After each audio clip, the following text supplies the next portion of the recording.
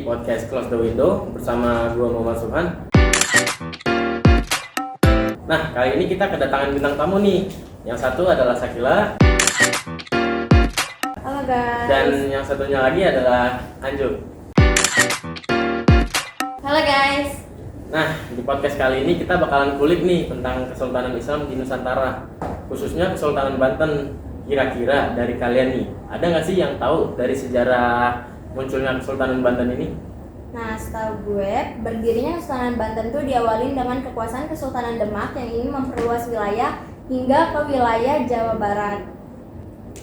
Nah, dari Kesultanan Banten ada juga nih raja-raja yang terkenal. Contohnya Sultan Maulana Hasanuddin, Sultan Maulana Yusuf, Sultan Maulana Muhammad, Sultan Ageng Tirtayasa, dan Sultan Abdul Nasar Abdul Qahar. Keren juga ya pengetahuan kalian.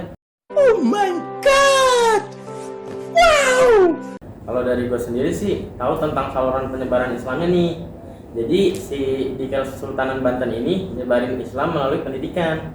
Nah, di mana Hasanuddin menjadi guru agama Islam di Banten dan dia tuh bikin pesantren. Nah, di pesantrennya itu dia punya banyak santri di wilayah Banten. Karena itu beliau mendapatkan gelar Syekh menjadi Syekh Hasanuddin. Wah, Masya Allah banget ya beliau. Patut dicontoh banget nih. BTW, kalian haus gak sih? Tahu Iya, sih haus dari sih. tadi ngomong juga. Nah, kebetulan gue punya nih minuman yang nyegerin banget loh. Apaan tuh? apaan Kira-kira? Ini loh, teh lonjong yang nyegerin itu. Nih buat kalian satu-satu.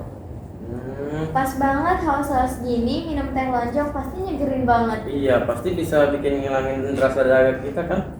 Yuk minum. Yuk. Yuk.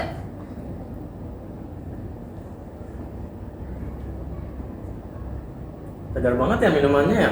Kalau gini Iya. sih bisa semangat lagi nih kita podcastnya kayak gini. Iya, bener banget. Nah, back to the topic.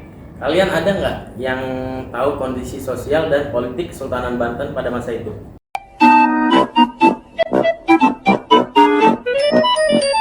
Nah, menurut materi yang gue cari, sejak Maulana Hasanuddin memerintah, kehidupan sosial masyarakat Banten pun secara berangsur-angsur mulai membaik berubah.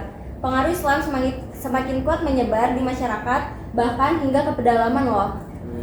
Kalau kondisi politiknya, Banten berfungsi sebagai pusat politik, perekonomian, dan keagamaan Islam. Sultan Maulana Hasanuddin mulai memperluas wilayah kekuasaan dengan menguasai Lampung dan Jayakarta. Pada masa Sultan Maulana Yusuf, Banten mengalami kemajuan dalam bidang pembangunan kota dan desa-desa. Oh. Nah, kalau kalian udah ngasih tahu gitu, gue mau ngasih tahu juga nih tentang kondisi ekonomi dan hasil ekspornya. Pada zaman Kesultanan Banten, ekonomi mereka tuh bergantung banget pada perdagangan. Banten terkenal karena hasil ekspor rempah-rempah seperti lada, cengkeh, terus juga pala. Nah, mereka juga hasilin kain dan barang kerajinan kayu yang diminati oleh pedagang Eropa dan Asia. Nah, kalian mau tahu gak apa aja peninggalan dari Kesultanan Banten ini? Kalian tahu? Tahu dong. Mau dong.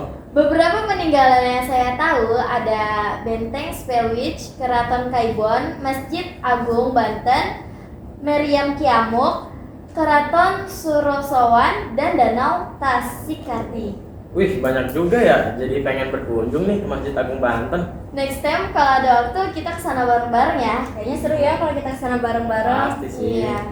Okay. Guys, dari tadi kan kita udah banyak bahas nih tentang sejarah Kesultanan Banten. Tapi kalian tahu gak sih kalau misalnya di Kesultanan Banten itu juga ada konfliknya loh. Konflik apa tuh kira-kira? Salah satu konflik yang signifikan yaitu perang antara Kesultanan Banten dengan Kompeni Belanda pada abad ke-17. Nah, perang ini tuh terjadi karena Belanda berupaya memperluas pengaruh dan kekuasaannya di wilayah Nusantara termasuk Banten. Intens juga ya perangnya. Terus akhir dari peperangan itu gimana sih Sakila? Nah, konflik ini berujung pada penandatanganan Perjanjian Bongaya pada tahun 1667 yang mengakui kekuasaan Belanda atas Banten. Kalian pasti juga udah tahu kan guys, sebab keruntuhan Kesultanan Banten itu bukan lain karena koloninya Belanda. Kesultanan Banten runtuh pada tahun 1813 setelah sebelumnya istana Sowan sebagai simbol kekuasaan di kota Intan dihancurkan. Dan di masa-masa akhir pemerintahannya, para sultan Banten tidak lebih dari raja bawahannya dari pemerintahan kolonial di Hindia Belanda. Gitu tuh. Loh guys, nggak kerasa aja kita udah bahas banyak nih tentang Kesultanan Banten. Iya ya, dari tadi kita nggak ngerasa udah ngulik lumayan banyak nggak sih sejarah tentang Kesultanan Banten ini? Wah, ternyata penjelasan tentang runtuhnya Kesultanan Banten jadi topik terakhir yang kita bahas ya. Jadi kita udah sampai penghujung acara nih. Kira-kira menurut kalian gimana nih teman-teman yang menonton? Nah, kita sih berharap kalian dapat mempelajari lebih dalam lagi tentang kesultanan ini atau kesultanan yang lainnya. Kami mohon maaf bila ada salah ketika kita berbicara di sini karena kita juga hanya manusia biasa. Saya Muhammad Suhan. Saya Sakila. Saya Kalisa. Kami pamit undur diri. See you in the next video. Bye bye. A few moments later.